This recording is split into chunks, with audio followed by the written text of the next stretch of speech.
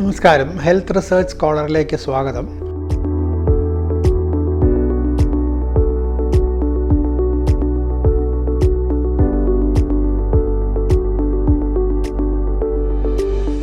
ഇത്തവണ പറയാൻ പോകുന്നത് ഭക്ഷണത്തെക്കുറിച്ചാണ്. നമുക്കറിയാം, ഭക്ഷണവും ആരോഗ്യവും തമ്മിൽ വളരെ അടുത്ത ബന്ധമുണ്ട്. ഭക്ഷണത്തിനെക്കുറിച്ച് ഒരുപാട് കാര്യങ്ങൾ നമുക്കിപ്പോൾ ഇപ്പോഴത്തെ ലോകത്ത് യൂട്യൂബിലും മറ്റ് മീഡിയകളിലും ലഭ്യമാണ്. പലതരം അഭിപ്രായങ്ങൾ നമുക്ക് കേൾക്കാൻ കഴിയും. ഇപ്പോൾ ഏതാണ് സ്വീകരിക്കേണ്ടത് എന്നുള്ളതിന് നമുക്കൊരു കൺഫ്യൂഷൻ ഉണ്ടാകാൻ സാധ്യതയുണ്ട്. അതുകൊണ്ട് ഇതൊരു വളരെ ചുരുക്കി ചില സന്ദേശങ്ങൾ നൽകാനാണ് ഞാൻ ഉദ്ദേശിക്കുന്നത്. തീർച്ചയായിട്ടും ആഹാരത്തിന് ആരോഗ്യവുമായി ബന്ധമുണ്ട്. ആരോഗ്യകരമായ ഡയറ്റ് എന്താണെന്ന് ചോദിച്ചാൽ, ഒരു സന്തുലിതമായ നമ്മുടെ എല്ലാ പോഷക മൂല്യങ്ങൾ അടങ്ങിയ അന്നജം, പ്രോട്ടീൻ അല്ലെങ്കിൽ മാംസ്യം അല്ലെങ്കിൽ കൊഴുപ്പ്, അതുപോലെ മിനറൽസ്, വൈറ്റമിൻസ് എല്ലാം ആവശ്യത്തിന് അടങ്ങിയിട്ടുള്ള ഒരു സന്തുലിതമായ സമീകൃതമായ ആഹാരമാണ് ഏറ്റവും നല്ലത്.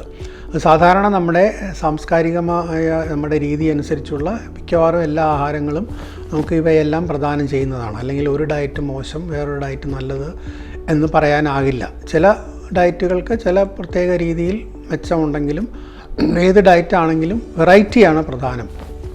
ഏറ്റവും അധികം തരത്തിലുള്ള ആഹാരങ്ങൾ കഴിക്കുന്നത് അത്രയും നല്ലതാണ്. കാരണം പലതരത്തിലുള്ള ന്യൂട്രിയൻസ് നമുക്ക് അതിൽ നിന്ന് ലഭിക്കും.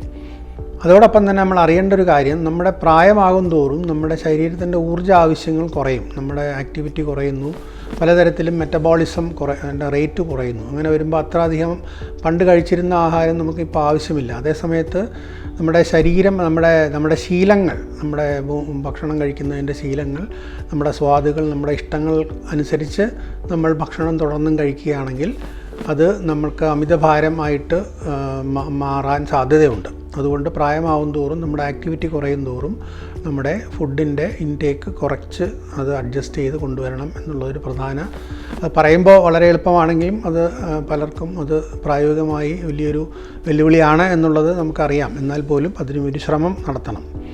കാരണം അമിത ആഹാരം കൊണ്ട് അമിതഭാരം ഉണ്ടാകുന്നു. അമിതഭാരം പലപ്പോഴും ഹൃദ്രോഗം, ഡയബറ്റീസ് മുതലായ പല അവസ്ഥകളിലേക്കും നയിക്കാൻ സാധ്യതയുണ്ട്. അപ്പോൾ അവ ഒഴിവാക്കാൻ വേണ്ടി ആഹാര നിയന്ത്രണം നടത്തിയാൽ അത് നമുക്ക് ഈ അമിതഭാരത്തിലേക്ക് നമ്മൾ പോകുന്നതിനെ നമുക്ക് തടയാൻ പറ്റും.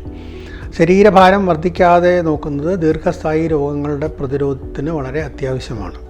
അപ്പോൾ അതിന് നമുക്ക് തീർച്ചയായിട്ടും വ്യായാമം ഒരു കാര്യമാണ്. പക്ഷേ വ്യായാമം കൊണ്ട് മാത്രം പലപ്പോഴും വെയിറ്റ് കുറയണമെന്നില്ല. നമ്മുടെ ഫുഡ് ഇൻടേക്ക് കുറച്ചില്ലെങ്കിൽ ശരീരഭാരം കുറയ്ക്കാൻ ഭയങ്കര പ്രയാസമാണ്.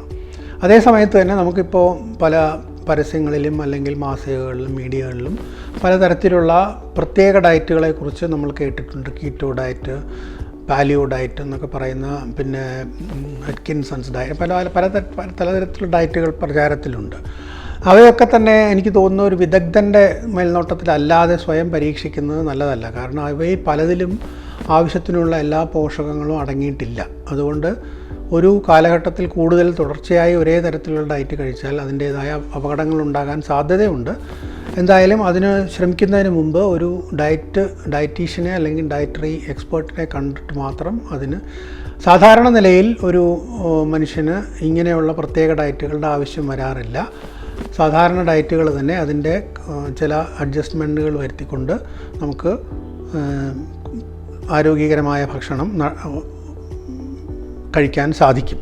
ഇന്നത്തെ ഗവേഷണങ്ങൾ സൂചിപ്പിക്കുന്നത് അന്നജം അഥവാ കാർബോഹൈഡ്രേറ്റ്സ്, അതായത് അരി, ഗോതമ്പ്, മധുരമുള്ള സാധനങ്ങൾ ഇവയെല്ലാം കഴിയുന്നതും കുറയ്ക്കുകയും മാംസ്യം, പ്രോട്ടീൻ, മുട്ട, നമ്മുടെ മാംസം, പയറുവർഗ്ഗങ്ങൾ മുതലായവയിൽ ഉണ്ടാകുന്നതാണ് മാംസ്യം, അത് കഴിയുന്നത്ര കൂട്ടുകയും കൊഴുപ്പും അന്നജവും ക്രമത്തിന് മാത്രം കഴിക്കുകയും ചെയ്യുന്ന ഡയറ്റാണ് ഏറ്റവും കൂടുതൽ നല്ലത് എന്നുള്ളതാണ്.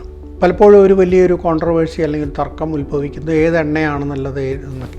ഇതിലൊന്നും വലിയ കാര്യമുണ്ടെന്ന് എനിക്ക് തോന്നുന്നില്ല. കാരണം ഏതെങ്കിലും ഒരു എണ്ണ കൊണ്ട് മാത്രം മനുഷ്യർക്ക് ഭയങ്കരമായി രോഗം വന്നതായിട്ട് തെളിവൊന്നുമില്ല. പക്ഷേ പൊതുവേ എണ്ണ അല്ലെങ്കിൽ കൊഴുപ്പ് കുറച്ച് കഴിക്കുന്നതാണ് നല്ലത്. അതോടൊപ്പം ഒരു ബാലൻസ്ഡ് ആയിട്ടുള്ള കൊഴുപ്പുകൾ കഴിക്കുന്നതാണ് നല്ലത്. അതേ സമയത്ത് ഈ ട്രാൻസ് ഫാറ്റ്, അതായത് ഡാൽഡ പോലെയുള്ള കാര്യങ്ങൾ ഒഴിവാക്കണം എന്നുള്ളത് പ്രധാനമാണ്.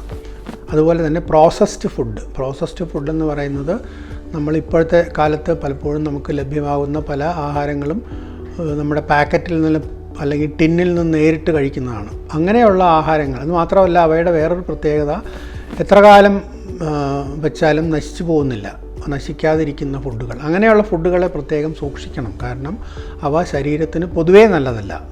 കടച്ച് ആക്ഷേപിക്കുകയല്ല, പക്ഷെ ചിലപ്പോഴൊക്കെ കഴിക്കേണ്ടി വരും. എന്നാൽ പോലും പ്രോസസ്ഡ് ഫുഡ്സിനെ അപേക്ഷിച്ച് ഫ്രഷ് ഫുഡ്, അതായത് നമ്മൾ മാർക്കറ്റിൽ നിന്ന് സാധനങ്ങൾ വാങ്ങി നമ്മളായിട്ട് കുക്ക് ചെയ്തെടുക്കുന്ന ഫുഡാണ് എപ്പോഴും നല്ലത്. അതുപോലെ തന്നെ ധാരാളം വെറൈറ്റി വേണം, ധാരാളം പച്ചക്കറികൾ വേണം. ഇതെല്ലാം പ്രധാനമാണ്. ഇതെല്ലാം കൂടെ ചേർന്ന ഒരു ആഹാര രീതിയാണ് എല്ലാ തരത്തിലുള്ള ആളുകൾക്കും ഉത്തമം. പിന്നെ രോഗാവസ്ഥ അനുസരിച്ച് അഡ്ജസ്റ്റ്മെൻറ്റുകൾ ഡോക്ടർ പറയുന്നതനുസരിച്ച് ചെയ്യേണ്ടി വരും.